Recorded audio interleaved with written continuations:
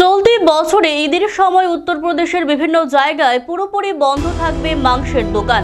ধর্মীয় স্থানের 500 মিটারের মধ্যে মাংস বিক্রিতে বিধিনিষেধ জারি করেছে যোগী আদিত্যনাথ সরকার, যার জেরে স্বাভাবিকভাবেই মুখ ভার মুসলিমদের। সর্বভারতীয় সংবাদ মাধ্যম সূত্রে জানা গেছে, উত্তরপ্রদেশের সরকারের তরফে ঘোষণা করা হয়েছে রবিবার থেকে শুরু চৈত্র নবরাত্রি। এ উপলক্ষে আগামী 9 দিন সমস্ত ধর্মীয় স্থানের 500 মিটারের মধ্যে মাছ এবং মাংসের দোকান বন্ধ রাখা হবে। গোটা নবরাত্রিতে এই নিয়ম জারি থাকবে। 6 এপ্রিল অর্থাৎ রবিবার রাম নবমী, ওই দিন গোটা রাজ্যের সমস্ত মাংসের দোকান বন্ধ রাখা হবে।